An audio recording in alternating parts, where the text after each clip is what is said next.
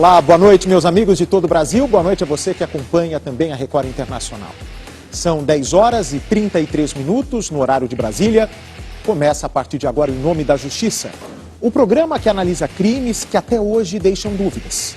Nesta noite, vamos conhecer a história de Jason. Jason é apontado como autor de um crime. Para a polícia, Jason roubou um carro. Alguns indícios vão colocá-lo na cena do crime. Mas ele garante que por uma infelicidade do destino, estava no lugar errado, na hora errada. Será? Vamos entender o motivo, a partir de agora, Em Nome da Justiça. Um motorista de aplicativo recebe mais um pedido de corrida. Assim que os passageiros embarcam, ele percebe que caiu numa armadilha. Vou levar seu carro, vai, maluco. Calma, cala a boca, maluco. Vai. Parou, vai. Os assaltantes levam o carro, documentos e também o celular que tem um rastreador. Seu prego. Vai, vambora. Fica pianinho aí, maluco. A polícia é acionada e chega no momento em que Jason observava o veículo.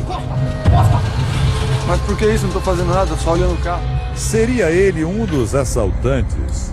Eu acho que o dono do carro se enganou. O meu filho simplesmente se aproximou do carro. Só tava olhando, não mexeu em nada. Quem está com a razão? Ele tava mexendo num carro que é roubado. Se ele não tem nada a ver, por que ele tá mexendo? O senhor está preso, acabou de ser reconhecido pela...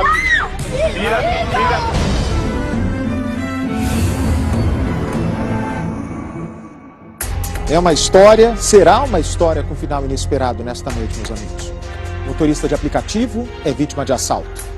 O ataque acontece na zona leste de São Paulo há pouco mais de 2 anos.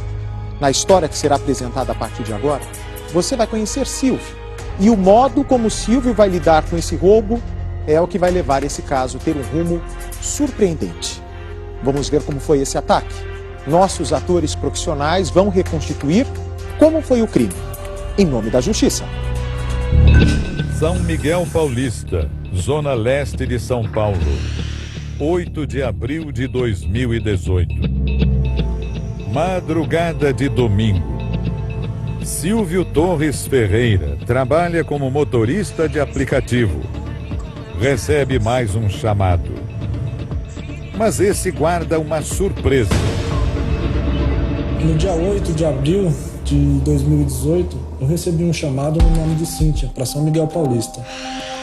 Quando eu cheguei no local, eu vi um rapazinho saindo de dentro de uma residência.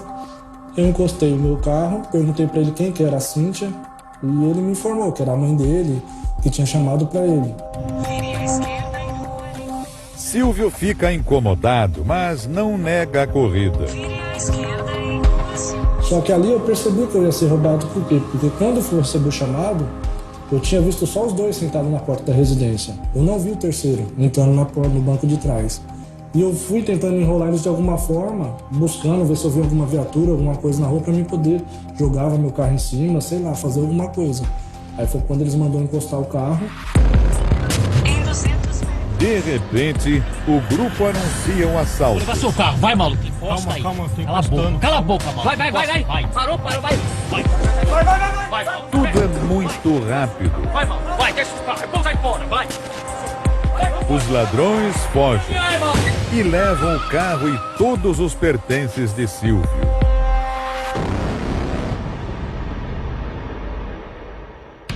São 10 horas e 37 minutos. Como eu falei, o motorista Silvio foi roubado. Os bandidos levaram o carro dele. Ele decide tomar uma atitude um tanto arriscada. A atitude que você vai ver é muito perigosa. Ele vai atrás do veículo, que é o ganha-pão dele, antes mesmo de chamar a polícia.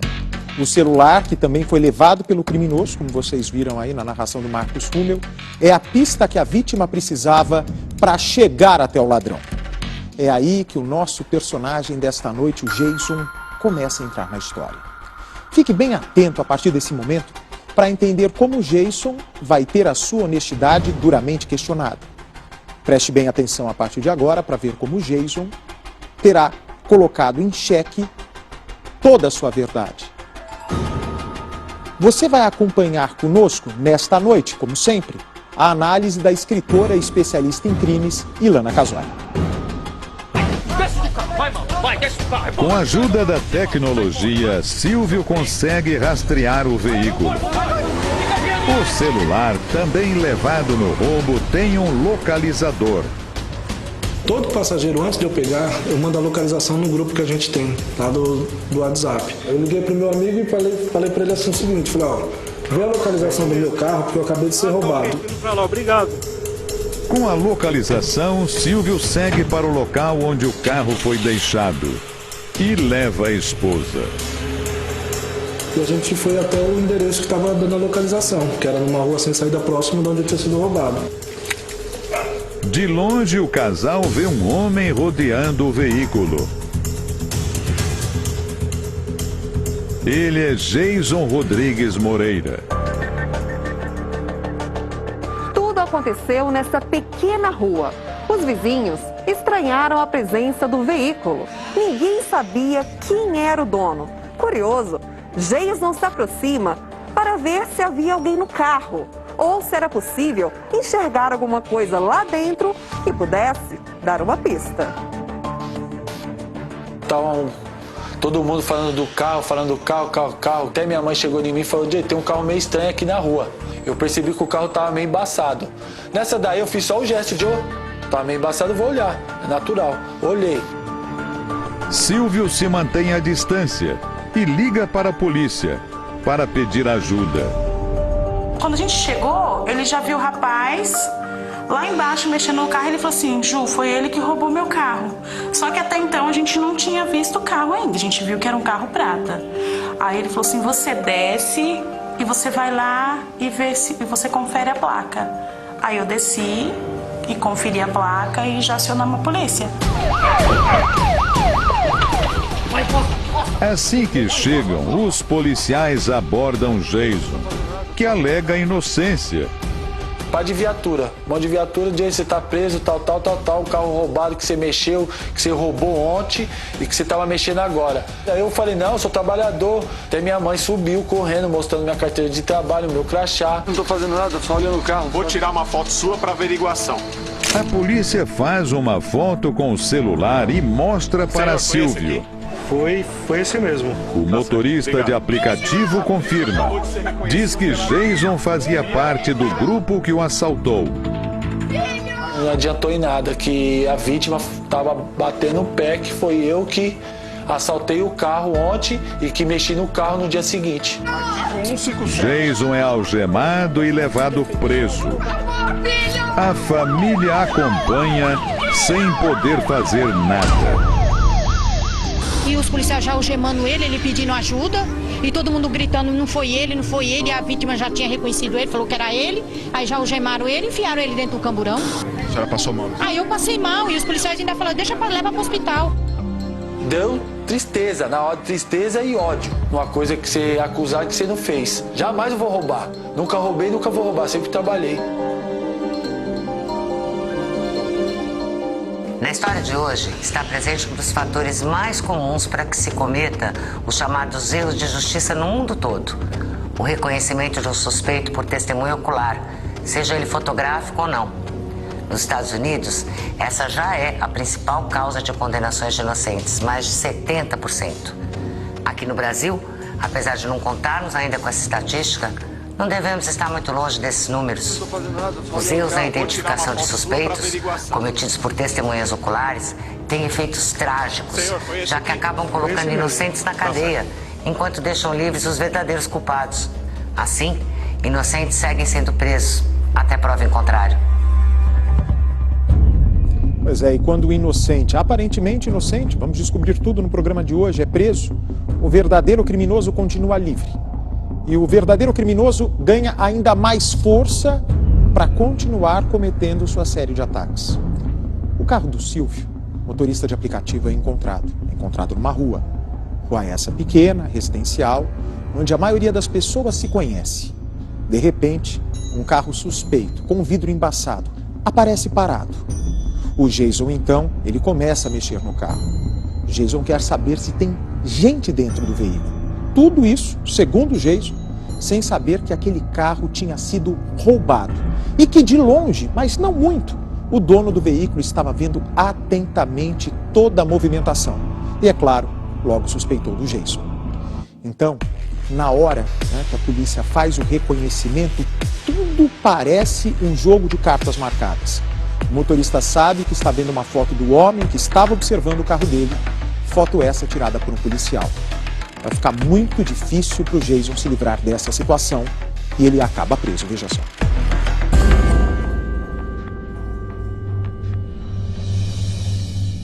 Na delegacia, Jason é indiciado por crime de roubo.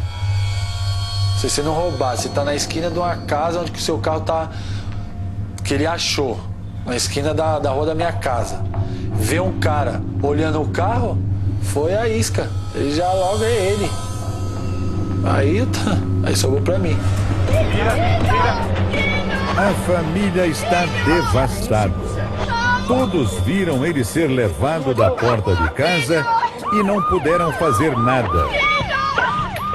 Eu acho que o dono do carro se enganou. O meu filho simplesmente se aproximou do carro. Só estava olhando, não mexeu em nada. Para poder acusar outra pessoa, você tem que ter certeza do que você está falando, porque depois as consequências vêm.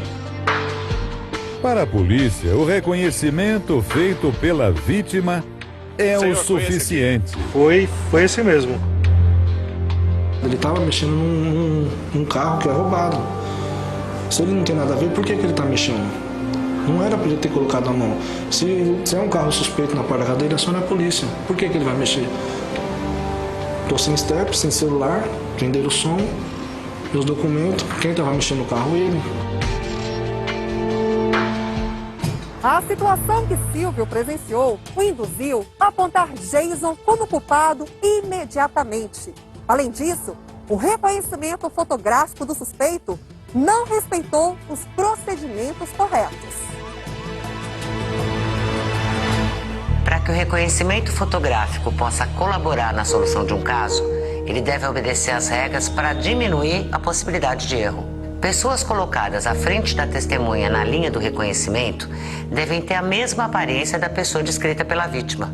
Quem apresenta as fotos para a testemunha não deve saber quem é o suspeito. Se apenas essas duas coisas tivessem sido feitas no caso de Jason, o óbvio apareceria, porque ele tem 1,94 de altura e o indivíduo descrito por Silvio tinha apenas 1,70.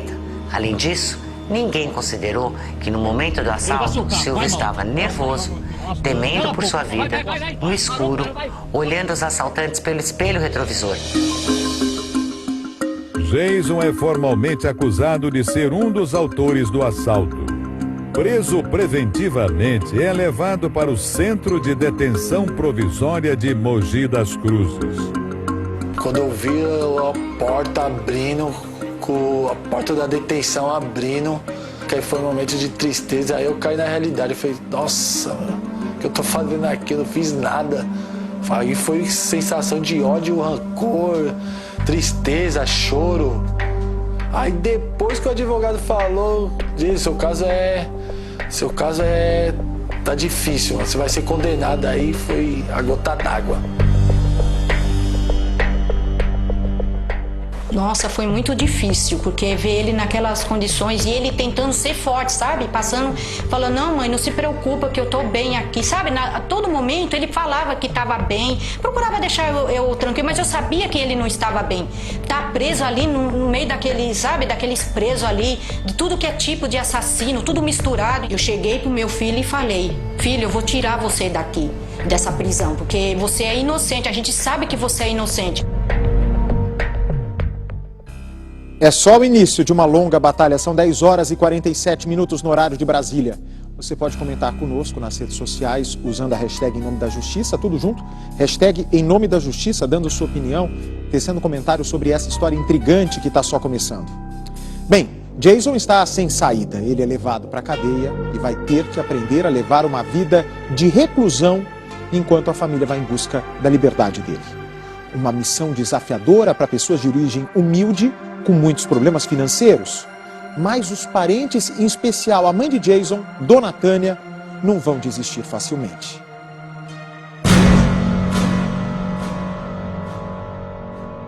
Preso, Jason tenta se adaptar à realidade no centro de detenção. Durante as visitas dele, eu via que ele estava chateado com a situação, mas ele acreditava, porque ele sabia que ele era inocente, ele não era o autor do crime. Então ele se mostrava forte. Batia aquela chateação, ele falava que chorava muito, mas ele acreditava que ele ia sair, e nós mais ainda, porque a gente estava buscando, a gente sabia, né? O meu irmão lá dentro da prisão, ele confidenciou que ele tinha medo de ficar muito tempo lá. Ele precisa se adaptar a condições bem precárias. A cela era para 30, tinha 65 dentro da cela. Um colchão que... o nome é colchão, mas nem era colchão aquilo lá. E a comida de lá era horrível, péssimo. Até bicho. Encontrei perna de barata, caramujo, caco de vidro. Depois que ele foi preso, abalou muito a família, né? A gente que era tão junto, né? E ter tirado ele de lá do nosso lugar, da nossa casa, né? Deixou a gente um pouco enfraquecido, né? Mas nessa dificuldade a gente tem que mostrar que a gente é forte. O drama uniu ainda mais a família Moreira na busca pela verdade. A gente foi para a delegacia, a gente teve que buscar meios para tentar tirar de lá. O advogado foi bem junto com a gente, nos instruiu, né? Para a gente procurar as testemunhas, né? O primeiro passo é procurar ajuda na Defensoria Pública. Fiz o pedido de liberdade naquele momento, foi convertida a prisão em flagrante prisão preventiva. Na sequência eu fiz uma ação de habeas corpus, eu entrei com habeas corpus no tribunal com base nos seguintes argumentos: ele é primário, não tem antecedentes, é desproporcional a prisão. O Brasil tem a terceira maior população carcerária do mundo. 4 em cada 10 presos aguardam julgamento, algo que pode demorar meses, até anos. Um cenário que ajuda a aumentar a superlotação dos presídios brasileiros. A superlotação das prisões brasileiras é um flagelo comprovado em todos os nossos estados, chegando a um excesso absurdo de quase 200%. A credibilidade da nossa justiça também vai de mal a pior.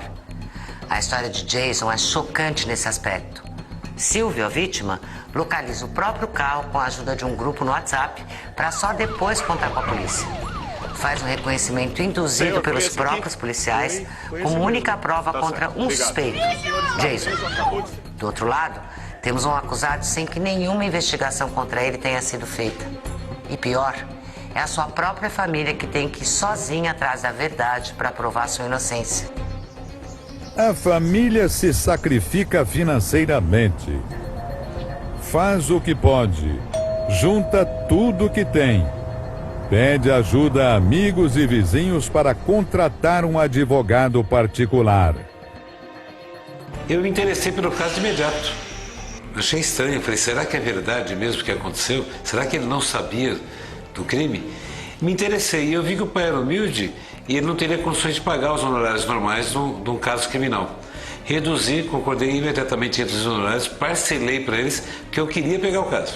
Pelo simples fato de ele olhar no carro, não seria base, não teria base para condenar.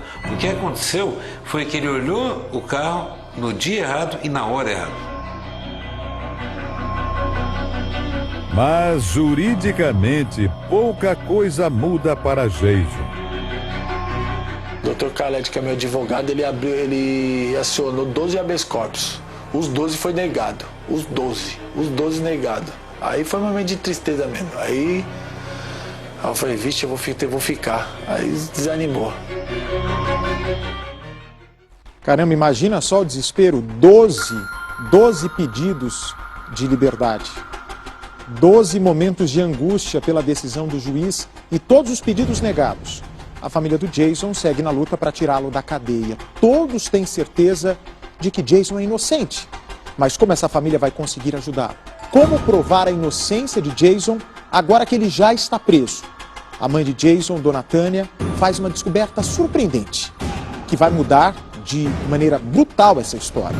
Desesperada, Dona Tânia se transforma numa peça importante da investigação do filho. As visitas do irmão renovam as forças de Jason para conseguir enfrentar os dias difíceis na prisão. A mãe não desiste de cumprir a promessa que fez ao filho, de tirá-lo daquele lugar. A gente achou que ia se resolver logo, que o dono do carro ia assim falar, ah, não foi ele, ia voltar atrás. Só que a gente foi vendo que os dias foi passando e ele continuando preso, entendeu? Graças à insistência dessa mãe, a história de Jason pode tomar novo rumo. Eu fui atrás de prova para inocentar o meu filho, como filmagem, testemunha, onde ele passou, né, para ver onde que ele estava, né, nessa noite que aconteceu. Sai fora, vai! Dona Tânia percorreu várias casas pedindo ajuda aos vizinhos. Queria saber se alguém tinha visto alguma coisa que pudesse ajudar a tirar Jason da prisão. Foi quando ela viu que em uma das casas da rua onde moram havia uma câmera de segurança. A gente estava na rua e viu, as crianças estavam brincando e olhou assim para uma das casas que tem na minha rua, que é a última casa, né? E tinha uma câmera lá. E aí começaram a gritar, gente, tem uma câmera ali. E era onde que pegava, onde tinham deixado o carro roubado. Isso vai salvar o meu filho, vai tirar o meu filho da cadeia. A atitude de Tânia provoca uma grande reviravolta no caso. Nas imagens era possível ver claramente quando o carro chega na rua. E dele saem 3 homens, os verdadeiros assaltantes. Meus pais correram atrás das imagens, desde o começo, acreditando na minha inocência. Foi magnífico, sem palavra para ele, não tem nem o que... não dá nem para falar. A acusação começou a ruir quando nós descobrimos a fita de vídeo. Ali que começou a cair. Depois que nós conseguimos a fita, eu levei ao fórum, ainda era inquérito policial, juntei junto com o pedido de liberdade provisória, esclarecendo o ocorrido, que não era o autor do fato. O advogado entra com pedido de liberdade provisória para que Jason aguarde o julgamento em casa. No dia que mostraram as imagens mostrando que não era eu, era 3 caras que tinha e não era eu, já foi uma felicidade imensa que tem lá de dentro mesmo que eu fiquei sabendo. Falei, agora eu saio. Mas mesmo com a imagem mostrando os verdadeiros assaltantes, a burocracia é maior. Quando chegou no fórum, na 24ª vara, eu reiterei o pedido e a juíza simplesmente falou assim, aguarde essa audiência pré-marcada. Mas veja bem, nós estamos em abril, a audiência foi marcada para julho. Ela queria que a família, o réu, todos aguardassem, sabendo que ele era inocente, queria que ele aguardasse até o dia 19 de julho. 3 meses de espera, a notícia frustra a todos. Eu pensei que eles saíam rápido, do dia pro outro, mas o dia ia passando. 1 semana, 2 semanas, 3 semanas, 1 mês, 1 mês e 15 dias, 1 mês e 20 dias. E não saía nunca, com as imagens comprovando que não tinha nada a ver com a história do roubo do carro. Qualquer um pode ser preso no Brasil e, na maioria dos casos, para que isso aconteça, basta apenas ser reconhecido pela vítima. Difícil a polícia se preocupar em buscar evidências mais consistentes que possam corroborar a investigação quando existe uma suposta testemunha ocular. A situação chega a ser tão patética e somos tão órfãos do Estado que Silvio tinha medo até de sofrer represálias dos assaltantes e traficantes, insatisfeitos por terem seus negócios interrompidos pela repercussão do caso.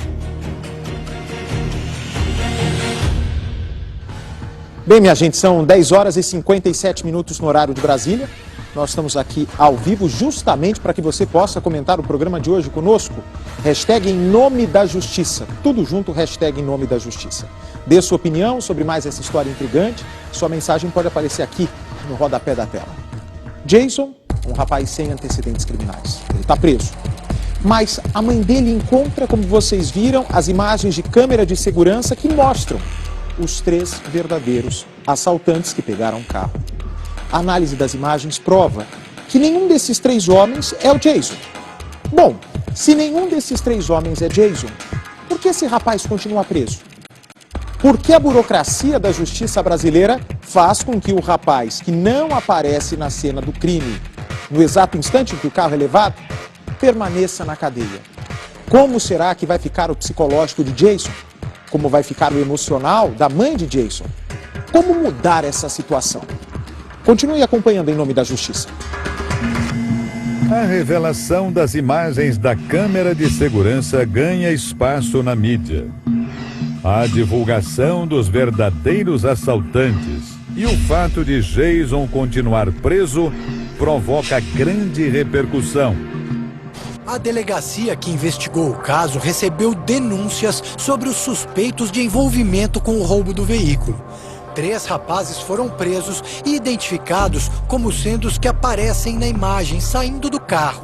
Eles foram indiciados pela Polícia Civil, que já solicitou a prisão preventiva deles. Ao ser efetuado o interrogatório dos 3 indivíduos, eles confessaram a prática do crime, contaram em detalhes a ação criminosa e disseram claramente que Jason não tinha nada a ver com esse crime. O planejamento foi pelos 3 e a execução feita pelos 3. Jason, morador da Zona Leste de São Paulo, tem 32 anos e não tinha nenhuma passagem pela polícia. Até ser preso, ele trabalhava como porteiro. Receberam a notícia do trabalho dele também, né? Recebemos do gerente de que tinha outra pessoa trabalhando no lugar dele, que não tinha como esperar, né? Pensou que ia ser rápido, né? Só que não, já faz mais de 2 meses. O tempo a mais de espera por uma decisão judicial só aumenta a punição de um inocente, diz o advogado. A maioria que está preso ali realmente são perigosos. Imagina você colocar um inocente que nunca foi preso no meio desses bandidos. Ele sofre horrores ali. O passar dos dias traz angústia e preocupação para essa família. Parece uma eternidade. Meu Deus do céu. Sofre, é muito sofrimento em saber que uma pessoa inocente está presa, não foi ele. Até o momento em que reconheceu Jason, Silvio só tinha visto ele de longe. Eu fiquei de longe. Eu fiquei uns 50 metros da onde a polícia abordou ele. Porque a polícia passou e viu, olhou para dentro da viela e viu ele mexendo no carro. Os policiais também viram ele mexendo. Você entendeu? Foi quando a polícia abordou ele, pegou o Jason, ele tirou uma foto e me apresentou. Senhor, foi esse aqui? Foi esse mesmo. Tá certo, obrigado. Ele já tá algemado e tá dentro da viatura. Aí eu falei, então porque ele tá mexendo num carro roubado. Na minha opinião, o Jason não é injustiçado, porque ele tava mexendo num carro roubado, entendeu?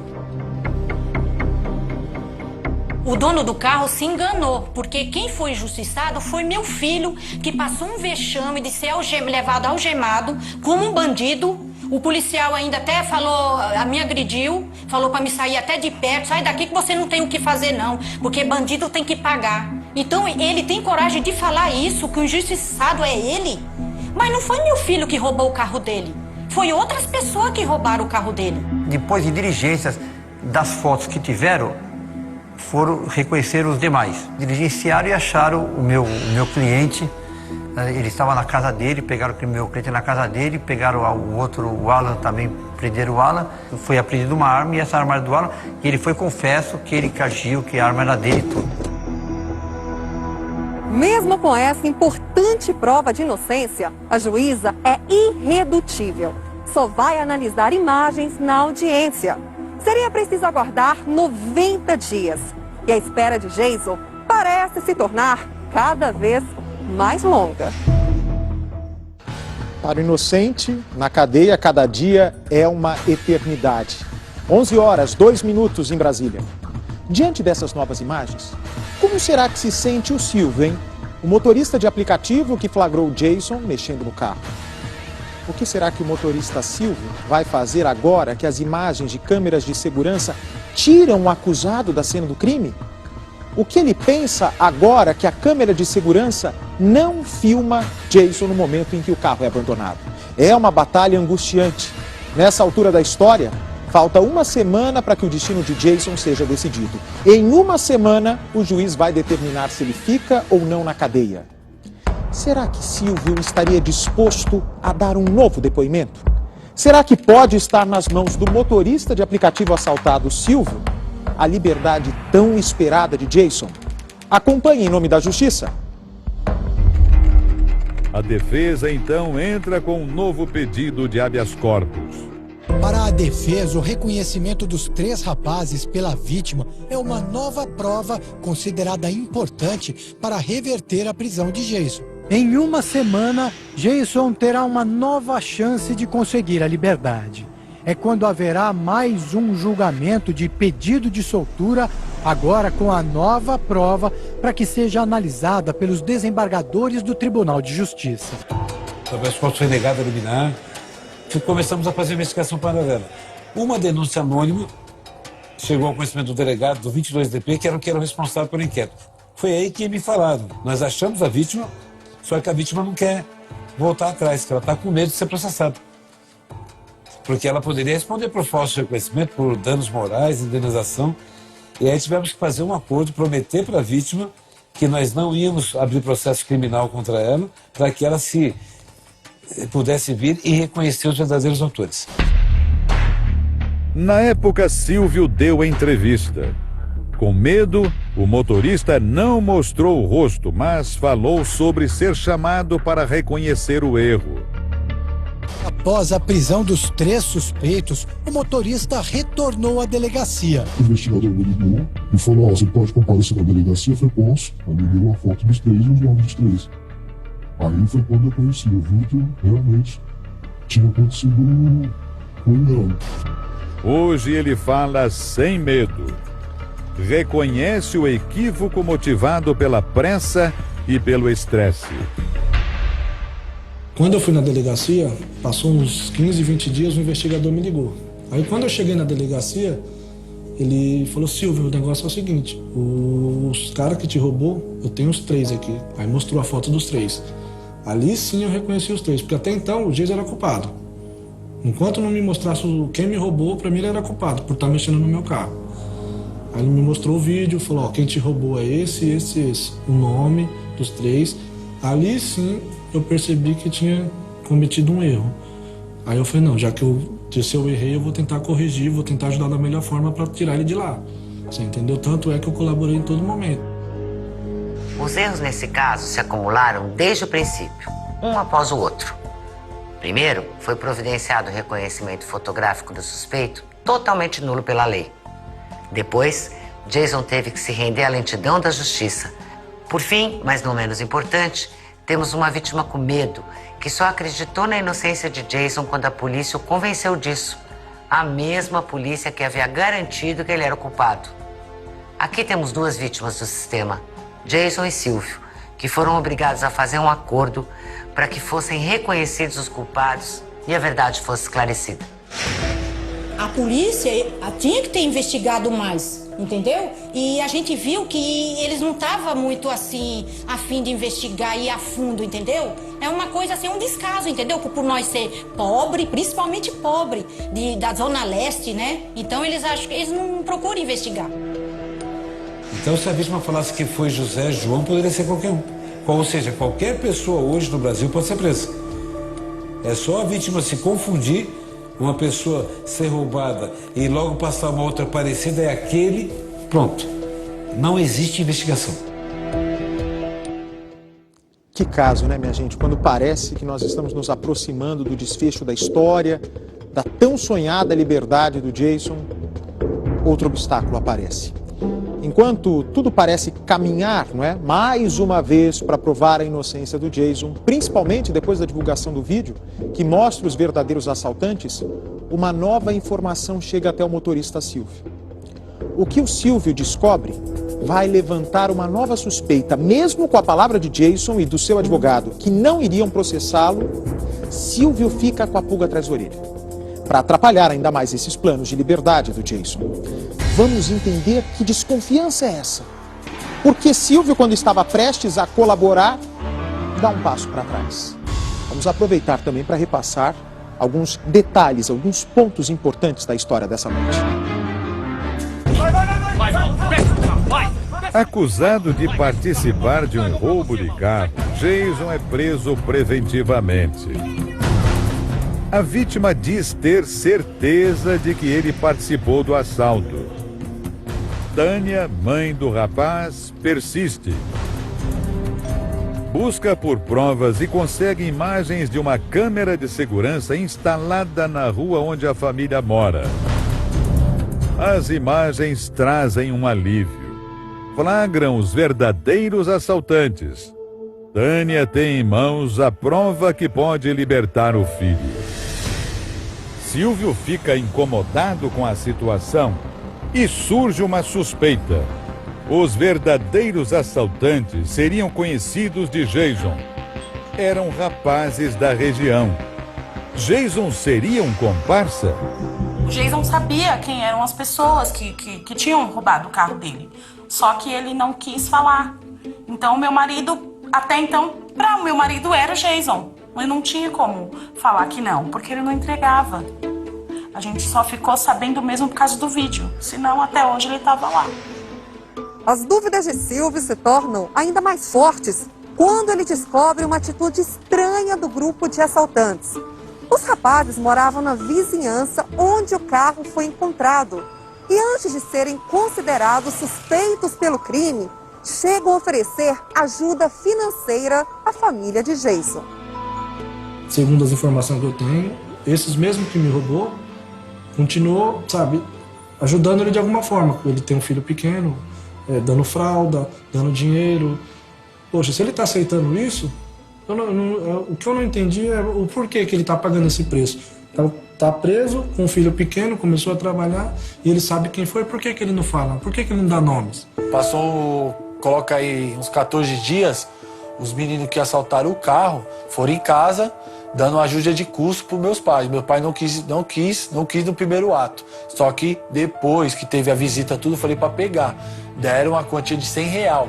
Só que mais para frente, quando divulgaram as imagens das câmeras, mostrando que eu não tinha nada a ver, mostrando eles que tinham os verdadeiros culpados, eles sumiram. A dúvida persiste. Qual a relação de Jason com os 3 assaltantes? Sim, eu conheci os 3 caras que roubaram o carro. Os 3 moram tudo na região. E é coincidência, eu acho que é coincidência deixar o carro em frente de casa. Agora, que eles roubavam ou não, um roubava, os outros 2 já não conheciam muito bem. Foi um choque em saber que uma pessoa conhecida estava envolvida, entendeu? Só que, por outro lado, foi uma salvação, porque a gente já tinha já tinha reconhecido uma pessoa, entendeu? Para nós. Murilo Bastos é investigador. Ele colaborou para inocentar Jason. Dentro dos sistemas da polícia, colocamos a geolocalização e eles moravam muito próximos um do outro. E geralmente os criminosos, eles atuam num raio, que não é muito longe da sua residência. Assim, tomamos a iniciativa de fazer o mapeamento da residência de cada um e de onde o veículo foi abandonado. E vimos que era muito próximo, era questão assim de 50, 100 metros cada um. Não investigar a fundo a relação de Jason com os assaltantes seria mais uma falha? Então não houve investigação, de maneira alguma. A polícia ouviu a vítima falou que aquele Jason era o autor do roubo, apresentaram o carro roubado, ou seja, existia materialidade do crime, existia autoria, para a polícia tá bom. E a polícia deveria diligenciar imagens. Em qualquer lugar, qualquer esquina tem farmácia, comércio e tal, deveria diligenciar para verificar. Se fizesse na época, não deixaria 20, 30, 40 dias o rapaz, o Jason, preso. Não é que a polícia tem que provar que você é culpado. Você tem que provar que você é inocente. Se meu filho soubesse quem tinha roubado o carro, sim, ele falaria sim, ele não ia pagar por uma coisa que ele não fez. Ele ia falar quem era. Ele não ia ficar lá na cadeira por uma coisa que ele não fez. No caso do Jason, a investigação só foi realizada depois que a família conseguiu reunir provas da inocência, o que traz uma série de dúvidas. Por que os investigadores nunca foram conversar com a mulher que solicitou a corrida? Ela poderia conhecer os ladrões? Por que o trajeto registrado no aplicativo não foi verificado? O que ninguém consegue entender é o fato da polícia não ter procurado as imagens das câmeras de segurança para ver quem eram as pessoas que deixaram o carro ali. Ninguém se interessou em saber se havia impressões digitais de Jason dentro do veículo. Tudo isso só acontece porque no Brasil se dá pouco valor às provas científicas. E o resultado disso é que ninguém as procura. O que é uma pena, porque são só elas que condenam ou absolvem com objetividade. Infelizmente, aqui no Brasil não existe investigação. Não existe. A pessoa é autuada em flagrante por quê? Uma vítima aciona a polícia chega, leva o caso para a delegacia, o delegado autua. O delegado apenas ouve as partes e manda para fora. Tudo isso que aconteceu abalou minha família de uma tal maneira que meu pai, minha mãe, meus irmãos não estavam comendo. Meu pai não estava indo trabalhar triste, meus irmãos também indo trabalhar triste. Às vezes meu irmão nem ia trabalhar. Agora são 11 horas e 13 minutos no horário de Brasília. Quero desde já agradecer sua audiência e também os comentários, não é, com a hashtag Em Nome da Justiça. Muito obrigado pelos comentários carinhosos e também os comentários sobre o conteúdo do programa que está sendo apresentado nessa noite. O Jason e a família conheciam os criminosos porque eram pessoas do mesmo bairro, mas ele segue afirmando que não tinha qualquer envolvimento com eles. Daqui a pouco, nós vamos saber mais sobre o que aconteceu com esses verdadeiros assaltantes. Ainda assim, a luta pela liberdade está longe do fim. Mesmo com a divulgação das imagens dos criminosos, Jason vai enfrentar uma série de dificuldades na justiça. A cada passo do seu advogado e da promotoria, aumentava-se a angústia pelo que determinaria o juiz. Mas a cada dia, na verdade, a cada hora, a cada minuto, parecia ficar mais distante o desejo de liberdade de um homem que desde o início garantia ser inocente. Veja só. O trabalho de investigação da mãe de Jason foi de extrema importância para revelar a identidade dos verdadeiros culpados. A mãe do Jason, ela trouxe alguns elementos no sentido de que ela avisou que alguns vizinhos conheciam as pessoas. Quando a gente pediu as imagens do vizinho, ela ajudou a conversar com ele para demonstrar que o seu filho Jason era inocente, entendeu? Então, nessa parte, ela realmente colaborou. Mas a luta pela liberdade de Jason ainda está longe do fim. Quase 3 meses se passam e ele segue atrás das grades. Você tem ali, naquele flagrante, um reconhecimento da vítima num crime de roubo, para aquilo basta. Infelizmente, por falta de estrutura, acho que da Polícia Civil aqui em São Paulo, não tem estrutura para eles se dedicarem com afinco à investigação de todos os casos. Falhas na investigação, morosidade da justiça. Quantos mais vivem situação parecida? Quando eu tive acesso à fita, à mídia, nós tivemos acesso 15 dias depois da prisão dele. Ele ficou preso ainda 3 meses. Isso porque ele tem advogado particular, isso porque nós entramos com 2 habeas corpus, isso porque eu falei pessoalmente com o juiz, com o promotor, fui no tribunal sustentar oralmente e não conseguia. O advogado de Jason persiste. O delegado, o que ele fez? Ele pegou o inquérito que ele estava apurando esse fato, pediu a prisão temporária dos 3 ladrões, prendeu os 3 ladrões, ele foi e protocolou o inquérito na 24ª vara, ou seja, tinha que passar para juiz esse inquérito. Aí, olha que loucura, ela não deu a liberdade. Quem deu a liberdade foi o promotor. Denunciou os 3 verdadeiros autores e retirou o nome do Jason da denúncia. E aí, ele mesmo, como Ministério Público, pediu a liberdade do Jason. Pediu não, a liberdade não. Pediu para expedir o alvará de soltura. Pois bem, o Ministério Público pede o alvará de soltura. Jason finalmente seria solto. A reportagem da Record estava lá. A nossa equipe acompanhou toda a expectativa.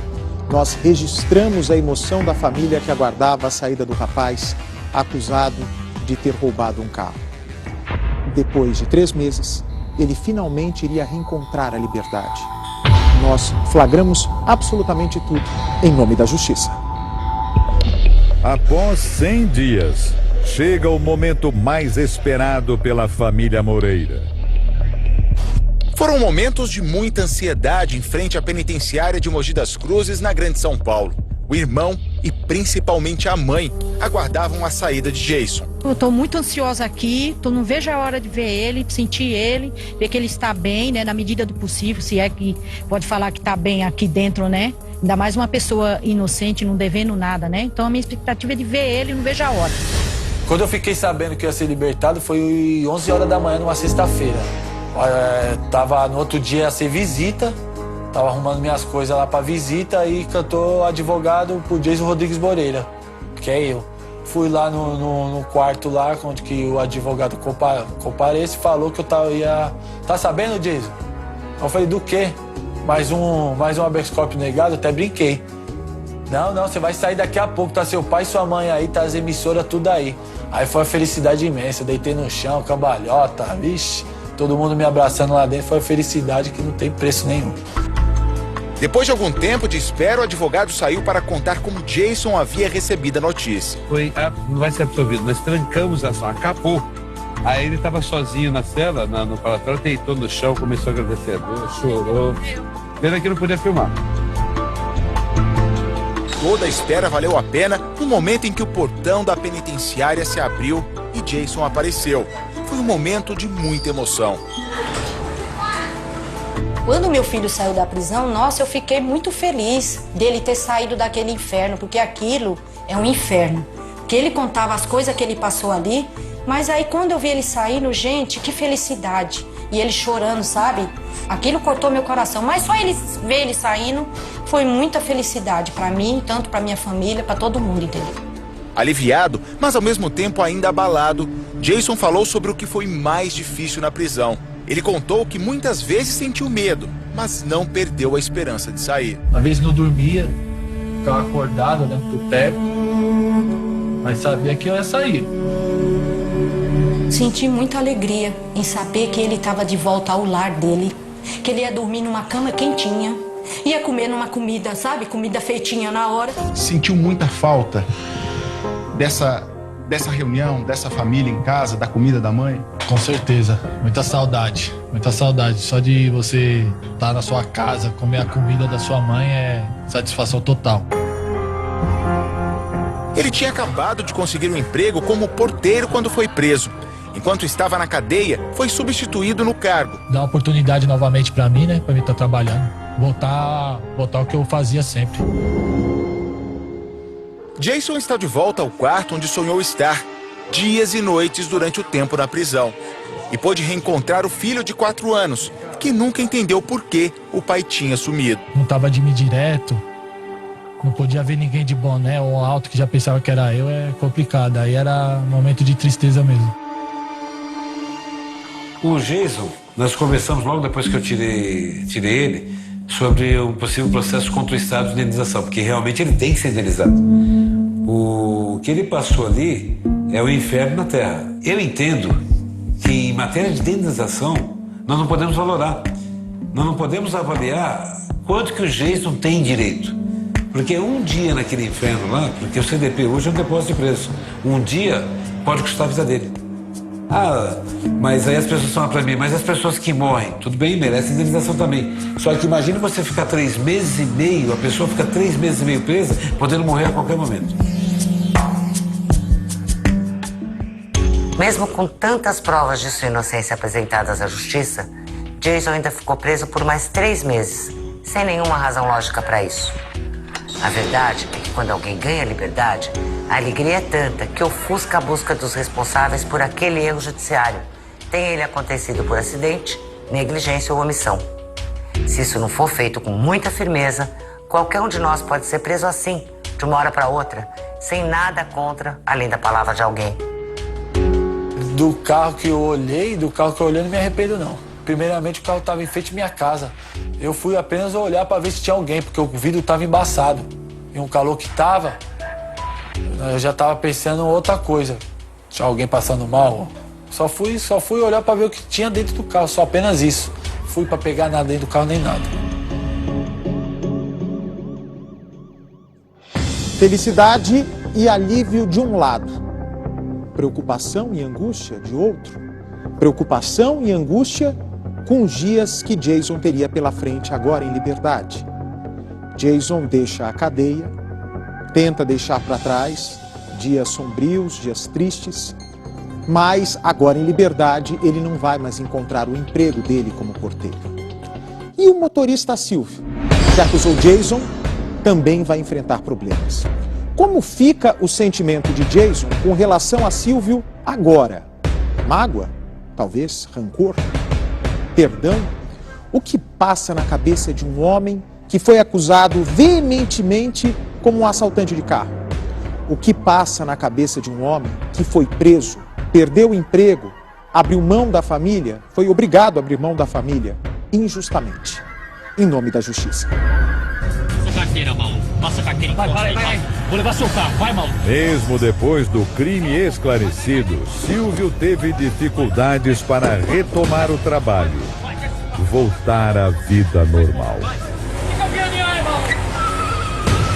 Os familiares deles, tanto na delegacia quanto por mensagem, me procuraram para tentar conversar, negociar, ver o que podia ser feito, inclusive pagar um advogado, ajudar a pagar o advogado para tentar tirar ele da cadeia. Eu falei, olha, eu também estou no prejuízo, estou sem trabalhar, tá? Só eu, minha esposa e meus filhos, eu não tenho ninguém por mim.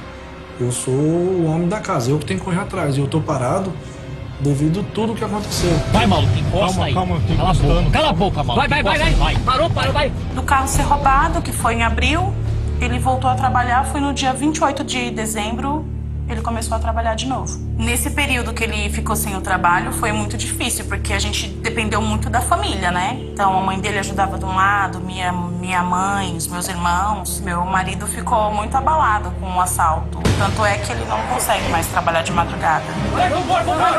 Fica virando aí, maluco!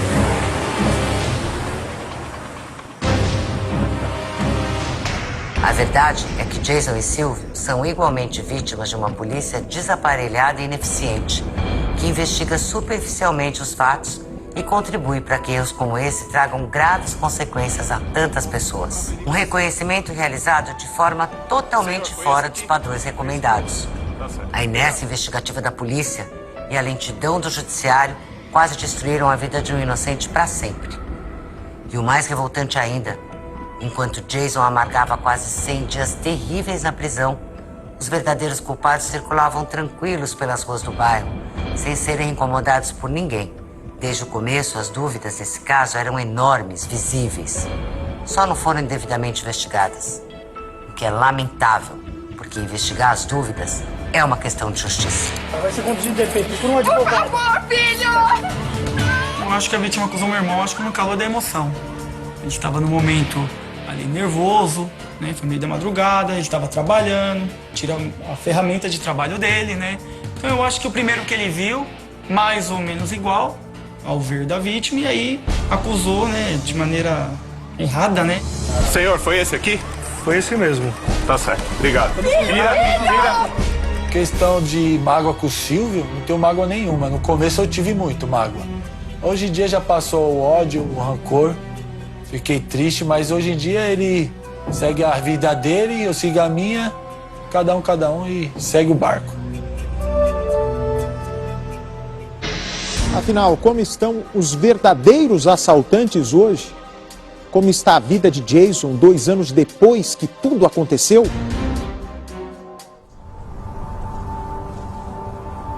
Viemos até a zona leste de São Paulo para descobrir como anda a vida do Jason hoje, 2 anos depois de deixar a cadeia.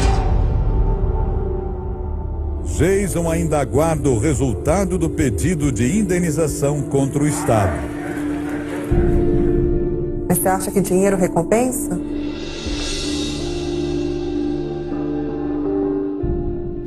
Onze horas, 27 minutos. Você vai ver em instantes. Em nome da justiça.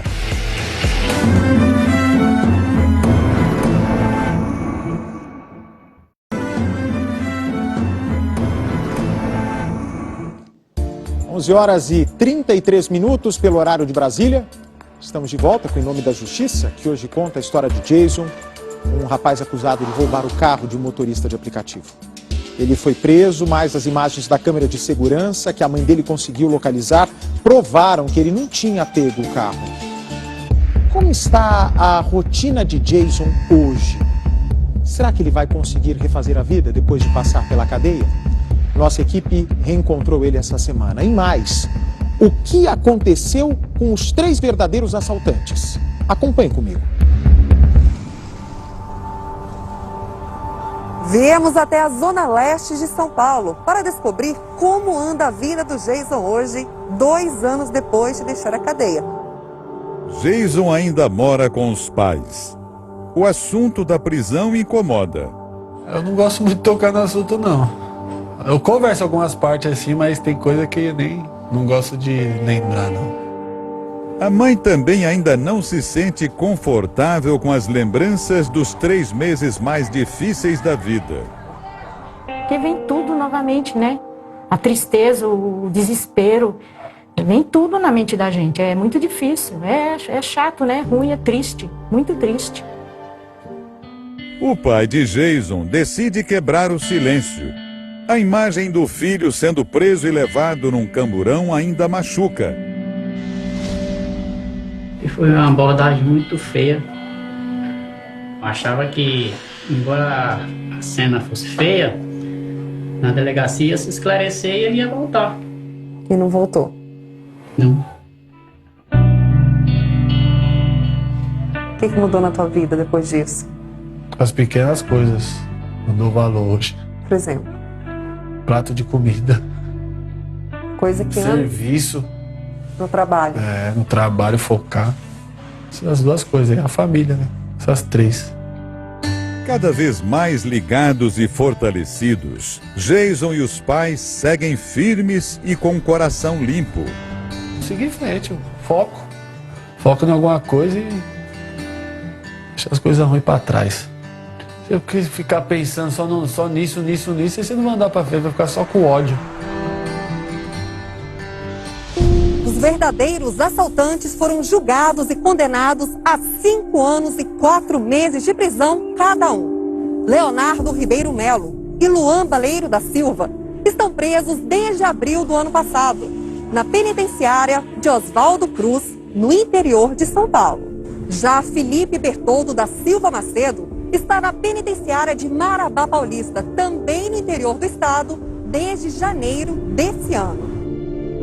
Jason ainda aguarda o resultado do pedido de indenização contra o Estado.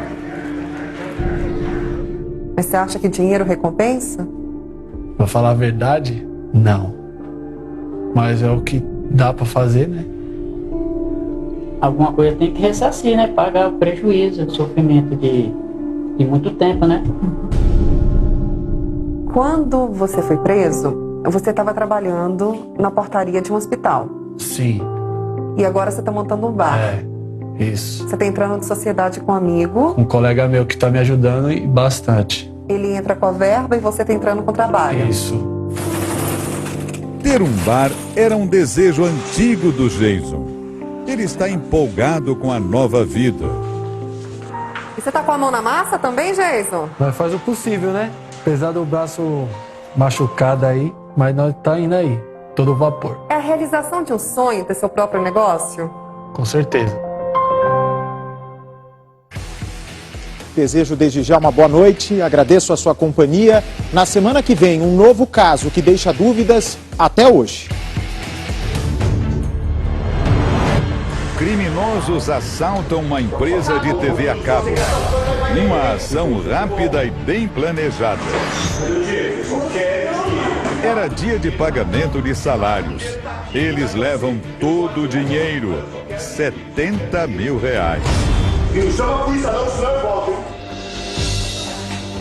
Os funcionários desconfiam do comportamento de um colega, Rafael. Foi quando começou o tormento na minha vida. E uma foto em uma rede social aponta para mais um suspeito, Tiago. Uma testemunha pegou uma foto minha, levou para a delegacia, depois de 3 dias, e falou que essa pessoa sou eu. Esse aí é primo da minha esposa. Será que as provas são suficientes para concluir esta investigação? Em Nome da Justiça, quinta-feira ao vivo às 10h30 da noite.